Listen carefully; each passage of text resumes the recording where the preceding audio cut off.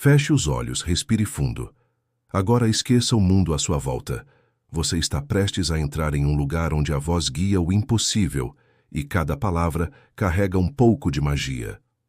Bem-vindo ao Cortes do Rio, onde histórias ganham vida e o som se transforma em imaginação. Voltamos com mais uma parte de Harry Potter e a Pedra Filosofal. A fuga desesperada da família Dursley das misteriosas cartas continua. Até onde eles irão para manter o segredo de Harry? Vamos viajar. Ponham apenas algumas roupas nas malas, não quero discussão. Tio Walter parecia tão perigoso, com metade dos bigodes arrancados, que ninguém se atreveu a discutir. 10 minutos depois, eles tinham retirado as tábuas que bloqueavam a porta e já estavam no carro, correndo em direção à estrada. Duda fungava no banco traseiro. O pai tinha lhe dado um tapa na cabeça por atrasá-los enquanto tentava, desesperadamente, empacotar a televisão, o videogame e o computador na sua mochila esportiva. Eles viajaram sem parar. Viajaram e viajaram. Nem mesmo tia Petúnia se atrevia a perguntar para onde estavam indo. De vez em quando, tio Walter fazia uma curva brusca e seguia na direção oposta por um tempo. Para despistá-los, ele resmungava sempre que fazia isso. Não pararam para comer nem para beber durante o dia inteiro. Quando a noite finalmente caiu, Duda estava uivando. Ele nunca tivera um dia tão ruim em toda a sua vida. Estava com fome. Sentia falta dos 5 programas de televisão que queria assistir e nunca tinha passado tanto tempo sem explodir um alienígena no seu computador. Tio Walter parou finalmente na porta de um hotel de aspecto sombrio, na periferia de uma grande cidade. Duda e Harry dividiram um quarto com 2 camas e lençóis úmidos que cheiravam a mofo. Duda roncou a noite toda, mas Harry ficou acordado, sentado no parapeito da janela, observando as luzes dos carros que passavam, perdido em seus pensamentos. No café da manhã do dia seguinte, a refeição consistiu em cereal velho e torradas com tomates enlatados frios. Mal tinham acabado de comer quando a proprietária do hotel se aproximou da mesa deles. Com licença, mas um dos senhores é o Sr. Harry Potter. É que eu tenho umas 100 dessas na recepção. E ela ergueu uma carta para que pudessem ler o endereço em tinta verde. Sr. H. Potter IV, 17 Railview Hotel, Cokeworth. Harry tentou pegar a carta, mas tio Walter, rápido como um raio, afastou sua mão. A mulher ficou olhando, confusa. Eu recebo as cartas, disse tio Walter, levantando-se depressa e seguindo a mulher para fora do salão de refeições. Não seria melhor simplesmente irmos para casa, querido? Tia Petúnia sugeriu timidamente horas depois, mas tio Walter parecia não ouvi-la. Ninguém sabia exatamente o que ele estava procurando. Ele os levou para o meio de uma floresta, desceu do carro, olhou em volta, sacudiu a cabeça, voltou para o carro e partiram novamente. A mesma coisa aconteceu no meio de um campo arado, no meio de uma ponte pêncil e no alto de um edifício garagem.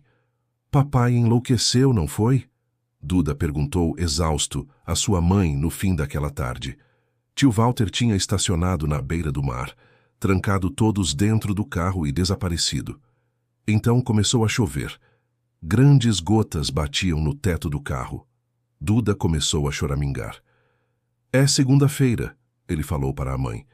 O grande Humberto vai se apresentar hoje à noite. Quero estar em algum lugar que tenha televisão. Segunda-feira.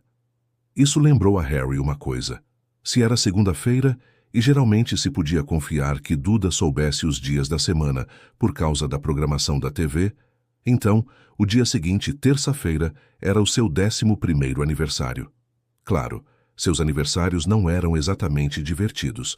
No ano anterior, os Dursley lhe deram um cabide e um par de meias velhas do tio Walter. Mesmo assim, não se faz 11 anos todos os dias. Tio Walter voltou sorrindo. Carregava um pacote comprido e fino e não respondeu a tia Petúnia quando ela perguntou o que ele havia comprado. Encontrei o lugar perfeito, ele anunciou. Vamos, saiam todos. Fazia um frio cortante do lado de fora do carro. Tio Walter apontou para o que parecia ser um grande rochedo no meio do mar, e empoleirado no topo do rochedo estava o casebre mais miserável que se pode imaginar. Uma coisa era certa: ali não havia televisão. Estão anunciando uma tempestade para hoje, disse tio Walter alegre, batendo palmas. E este senhor teve a bondade de concordar em nos emprestar seu barco. Um homem desdentado vinha na direção deles, apontando com um sorriso malicioso para um velho barco a remos que subia e descia nas águas cinzentas lá embaixo. Já comprei algumas rações para nós, disse tio Walter. Portanto, todos a bordo. No barco, o frio era insuportável. Salpicos de água gelada do mar escorriam pelos seus pescoços e um vento cortante açoitava seus rostos. Depois do que pareceram horas, eles finalmente chegaram ao rochedo, onde tio Walter, escorregando e tropeçando, os levou até a casa em ruínas. O interior era horrível. Cheirava a algas marinhas, o vento assobiava pelas frestas nas paredes de tábuas e a lareira estava úmida e vazia. Havia apenas 2 quartos. As tais rações de tio Walter eram um pacote de salgadinhos para cada um e 4 bananas. Ele tentou acender a lareira, mas a embalagem dos salgadinhos apenas fumegou e carbonizou. Aquelas cartas viriam a calhar agora, hein? Ele disse animado. Estava de excelente humor. Obviamente achava que ninguém conseguiria alcançá-lo ali, no meio de uma tempestade, para entregar mais cartas. Harry, em seu íntimo, concordava, embora esse pensamento não o animasse nem um pouco. Quando a noite caiu, a tempestade prometida desabou ao redor deles. A espuma das ondas altas chapinhava nas paredes do casebre e um vento ameaçador sacudia as janelas imundas.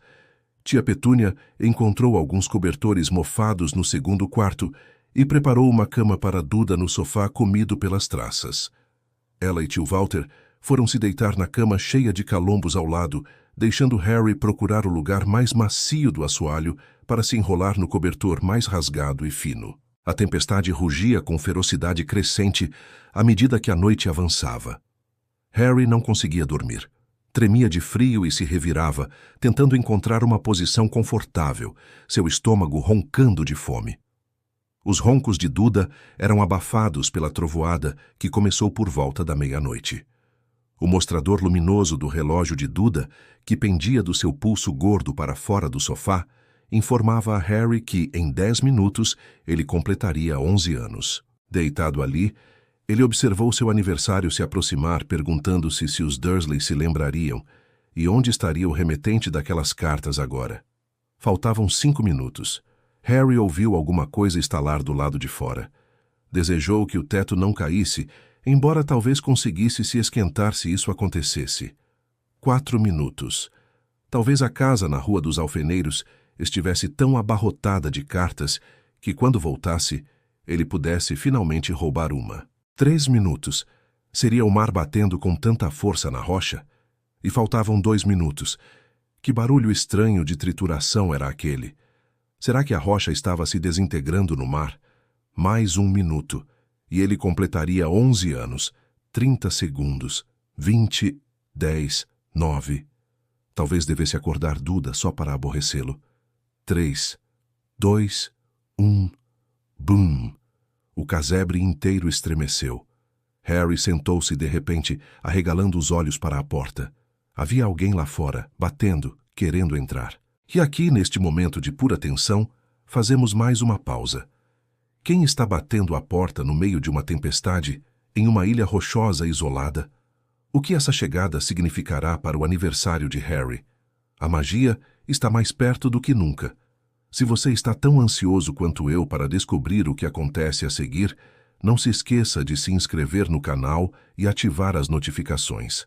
Assim, você não perde o próximo capítulo dessa jornada incrível. Obrigado por ouvir e nos vemos na próxima parte de Harry Potter aqui no Cortes do Rio. Até lá!